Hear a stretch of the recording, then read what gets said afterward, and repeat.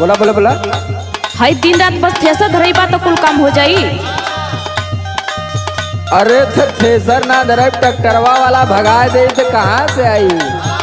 और देखा पर कसवा भी लाइन लगैले है। रात भर सैया हमार बढ़े टेम्परेचर। अरे गर्मी होई। हाँ हमारे चिंता बहुत हो जाला।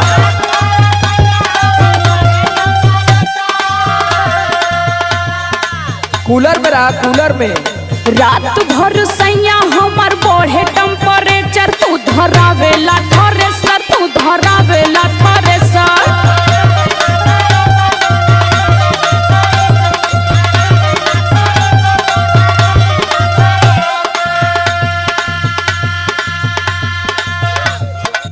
अरे 4 दिन का लहार बाहर है, कमा लेवे दे कुछ, नहीं तो भाई नवमी का मेला आ जाई तो लगू प्याज मत मुंह बनावे।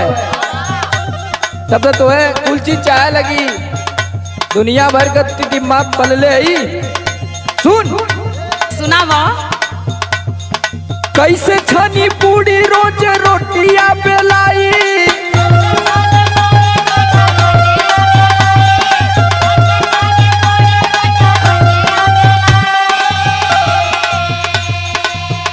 अरे कैसे छनी पूरी रोज रोटियां बेलाई। धना बेला ना हिलाई, धना बेला ना हिलाई।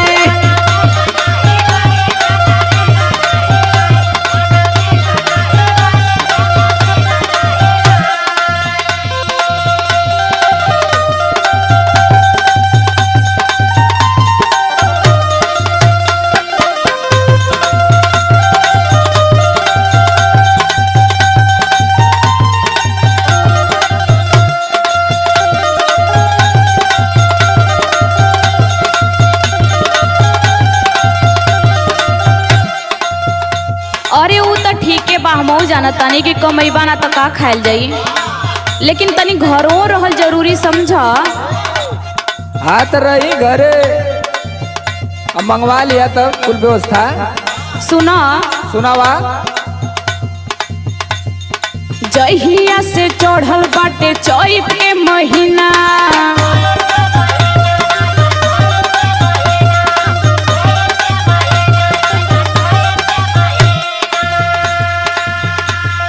सुतेला ना घरवा बोलम एको दिना।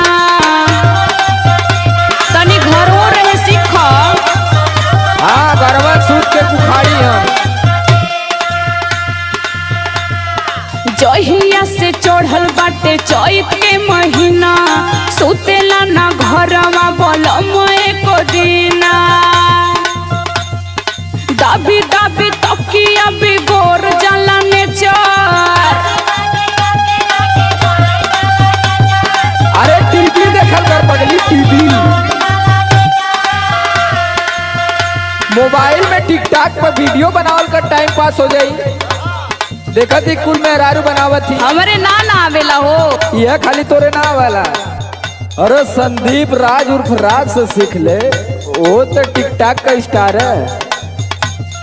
दाबी दाबी तकिया बिगोर जाला नेचर।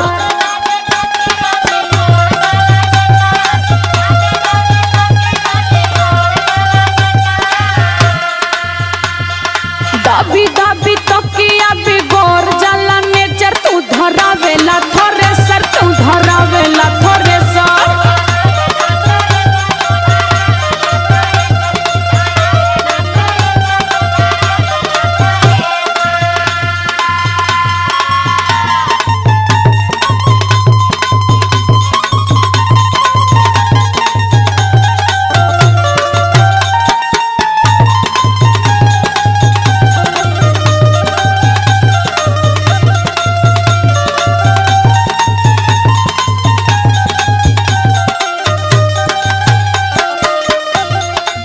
अरे तो हम अगर घरवा बैठे तो कैसे कुल व्यवस्था चली।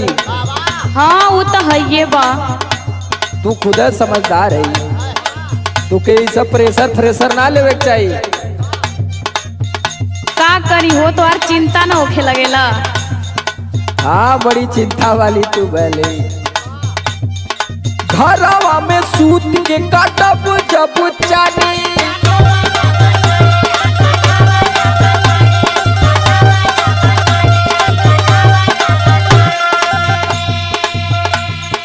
घोटे खातिर कहवा से आई दाना पानी। अरे भगवान हुआ सबके देना हमनों के दी हैं।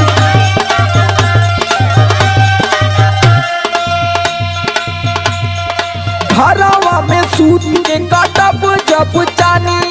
घोटे खातिर कहवा से आई दाना पानी। समर